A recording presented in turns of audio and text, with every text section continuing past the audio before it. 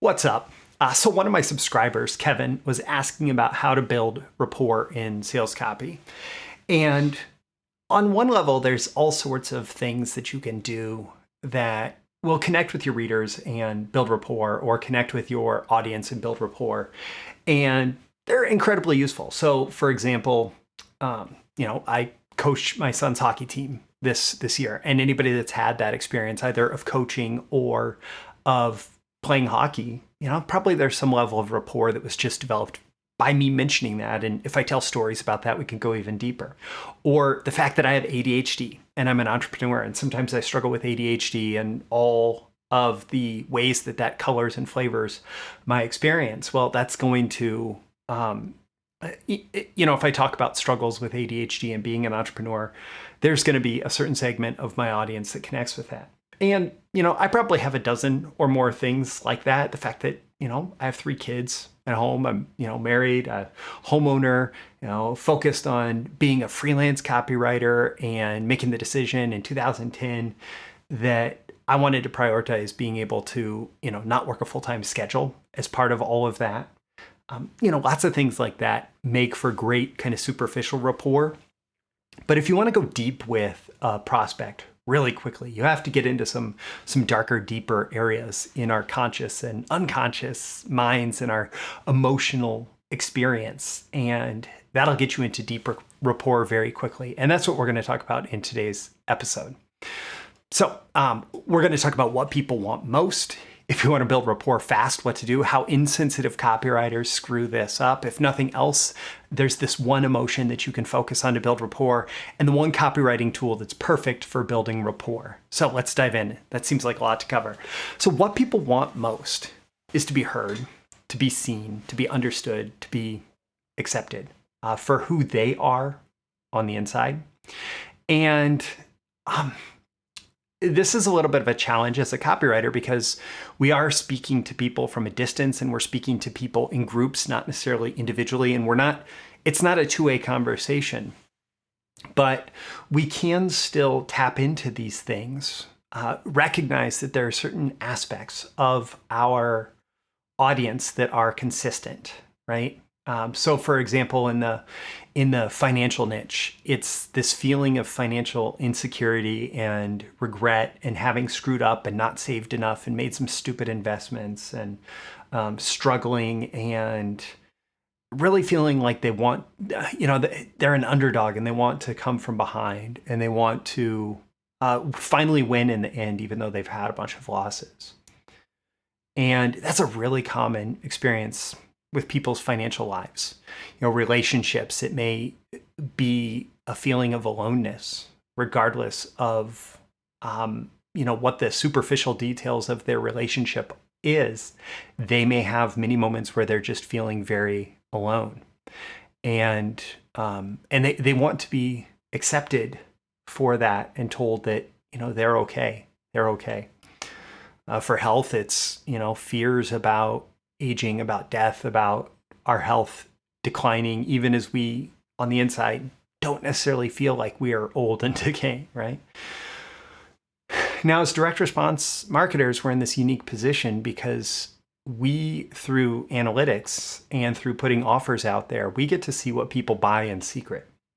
And people buy in secret things that they don't necessarily want to admit to their neighbors, their friends, their colleagues, sometimes even their most intimate relations, right? People buy these things that represent unfulfilled needs in their life. And they want to be accepted for that.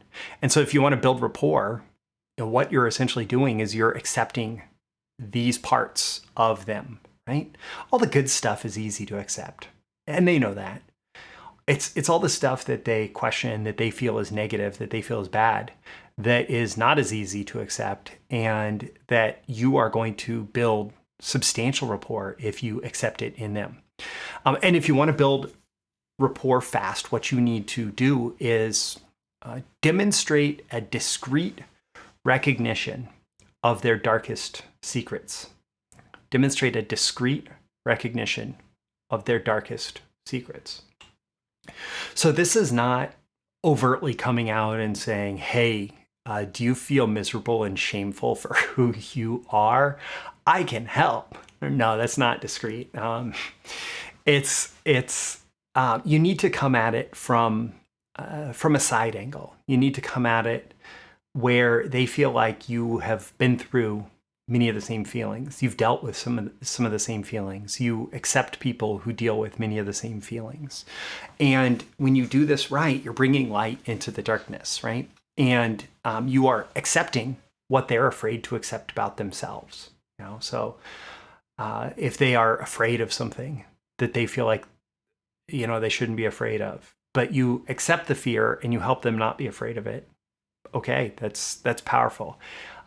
If they are ashamed of something, sad about something that they feel like they shouldn't be ashamed of or sad about, and you can tell them that it's okay, and you can show them a light in the darkness, then you're going to connect with them in a way that they just don't get elsewhere, right? And it's like listening to them without listening. Of course, to be able to do this well, you have to essentially listen to the market. You have to understand the market. You have to understand people. You have to dig deep into probably your own psychology, your own unconscious mind, and recognize these things within yourself. And then from there, you recognize the universal aspects of the experience. Now, if you are an insensitive copywriter, you're likely to screw this up, number one, by calling it out directly, overtly, abruptly, coming out of the gates with it, right? This is about not being discreet enough, right? Or worse, like blaming and shaming them for it, right? Like saying, "Oh, God, you're miserable. And it's all your fault." And yes, that's over dramatizing it, but you have to be very careful. For example, if someone has made a bunch of bad investments and they're in a position where they're feeling desperate to kind of right their financial ship and find some financial security before retirement comes, you have to be very careful about how you talk about it so that they feel like it's okay and today is the first day of the rest of their life and they can make a bunch of good decisions going forward, right? And not say, "Oh man, you screwed up," right? We help you if you really screwed up. Now, there is one segment of marketing, right, where you can really go for the jugular with that stuff. But that tends to be kind of bottom feeder marketing. And it's not going to appeal to the biggest segment of the market. This is part of why Facebook, for example, really is careful about negative language directed at the reader in your advertising. They want positive, and they want you to often talk about benefits or challenges that people face from kind of a side angle instead of speaking directly to the reader. Another way that you can screw this up is by talking at them or talking down to them as if you're an authority on their life, their feelings, their problems, their challenges, right? Talk up to them. Like if we're talking down to them and that's a problem, if you talk up to them and express a lot of respect because they did the best that they could with what they had, that's going to be a way that people are going to feel like you accept them, right? And that's what I said. They need to be accepted for who they are. And just missing the mark with this, maybe assuming that you know what your audience wants and not doing the research, not doing the homework, not learning what people are saying in private and forums under anonymous identities on the internet, right? Not learning what people are saying or not looking past the superficial details of the conversations at the deeper desire that's being expressed, right? So missing the mark with this is a good way to screw it up as well. If nothing else, there is this one emotion that we can lean on, and that's shame. It's the feeling of not feeling good enough. And ask yourself, how do they feel defective relative to your product, your service, right? What about your topic, your market, your industry makes them feel not good enough, right? And how can you connect with that from the perspective of leading them to a better future and showing them how they are good enough? Maybe they just didn't have access to the right resources at the time. So where do they feel like they've screwed up? And how can you help them release from this shame, from this feeling not good enough. And if you really want to get connected with your prospect in a way that is going to drive them towards your product or service, connect with them on that level. Like acknowledge, dang, I understand if this has felt like a struggle, a challenge in the past, but it doesn't have to be, not anymore. And there's one copywriting tool that's perfect for building rapport, and that's stories. Your stories are great if you can tell your personal story about this. And I say your stories, I mean the voice of the promotion, right? The voice, the person who is doing the speaking in the promotion. But also client avatar stories, and this can be a real customer or it can be a representative story that maybe is a mashup of a few different customers where it's all verifiable. It all represents the actual customer experience, but the details from a couple different stories work really well together. But you want to tell stories where, and this is how to come at it indirectly too. You want to tell stories where somebody overcame the challenges, overcame the shame, overcame the darkness, overcame the struggle, and moved from a hell where they didn't know if they'd be able to solve this problem, this challenge, right? To a heaven where they did it and they're getting the results and experiencing a better life as a result. And when you do this well, when you connect with people through story, you're also creating an attractive character. And that's an essential part of story selling.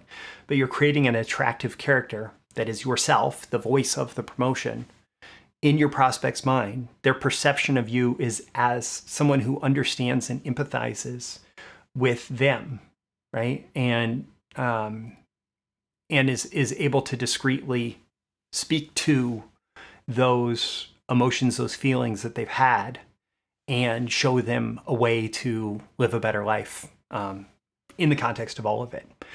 So my call to action for you at the end of this episode is to ask yourself how you can use this lesson in your copywriting going forward. Don't forget to like and subscribe so you can get more content like this delivered to you. And check the links in the description. I do have training called the Emotional Direct Response Copywriting course. It's part of the BTMSinsiders training library where you pay one low fee. You get instant streaming access to my entire library of copywriting and marketing courses. And that one in particular talks about that arc from hell to heaven that is so powerful in guiding people through this emotional decision-making process. And I'll also include a link if you do have a question you'd like to have answered in an upcoming episode. My name is Furr. This is Breakthrough Marketing Secrets, and I will see you again in the next episode. I'll see you soon. Bye. Thank you once again for tuning in to this daily episode of Breakthrough Marketing Secrets. Remember, check out the links with this episode for even more value. Now make sure you like, comment, share, subscribe, and engage in every way you can to keep this show going and growing and delivering daily value to you. I'll catch you soon for your next big breakthrough.